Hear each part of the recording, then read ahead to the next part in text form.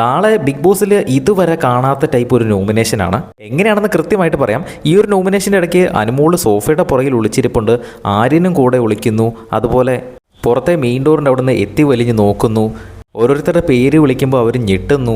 സംഭവം എന്താണെന്ന് വെച്ചാൽ നാളെ വീക്കിലി നോമിനേഷൻസ് ആണ് നടക്കുന്നത്. പക്ഷേ ഒരു പ്രത്യേക രീതിയിലാണ് വീക്കിലി നോമിനേഷൻസ് നടക്കുന്നത്. അതായത് ഓരോരുത്തരുടെയും പേര് ബിഗ് ബോസ് പല സമയങ്ങളിലായിട്ട് വിളിക്കും. അപ്പോൾ ആരുടെ പേര് എപ്പോൾ വിളിക്കുമ്പോൾ അവർ ആ സമയത്ത് വേണം നോമിനേറ്റ് ചെയ്യാൻ. അതും ആരെയും ശ്രദ്ധിക്കാതെ ആരുടെയും മുഖത്ത് നോക്കാതെ വേണം നോമിനേറ്റ് ചെയ്യാനെന്ന് തോന്നുന്നു. ആ ഒരു മീറ്റിംഗ് അങ്ങ് കഴിഞ്ഞ് കഴിയുമ്പോൾ തന്നെ അനീഷിൻ്റെ പേര് വിളിക്കുന്നു. അനീഷ് ആദ്യം ഒന്ന് ഞെട്ടുന്നുണ്ട്. എന്തായാലും അനീഷ് അത് കഴിഞ്ഞ് ഒരാളെ നോമിനേറ്റ് ചെയ്യുന്നു.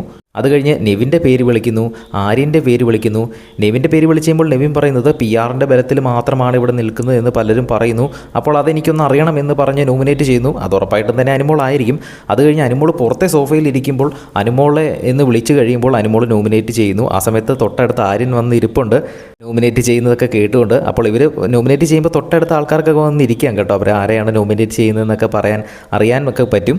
എന്തായാലും നോമിനേഷൻസ് നടക്കുന്ന സമയത്ത് തന്നെ ആരൊക്കെയാണ്, എങ്ങനെയൊക്കെയാണ്, എന്ത് വെറൈറ്റി രീതിയിലൂടെയാണ് നോമിനേറ്റ് ചെയ്തതെന്ന് നമ്മൾ അപ്ഡേറ്റ് ചെയ്യാൻ ലൈവായിട്ട്. അത് കാണുന്നതിനായിട്ട് ചാനൽ സബ്സ്ക്രൈബ് ചെയ്യുക. വീഡിയോ ഇഷ്ടപ്പെട്ടാൽ ഒന്ന് ലൈക്ക് ചെയ്യുക. എല്ലാ ദിവസവും പ്രൊമോ അപ്ഡേറ്റുകൾ ലഭിക്കുന്നതിനായിട്ട് ചാനൽ ഒന്ന് സബ്സ്ക്രൈബ് ചെയ്യുക.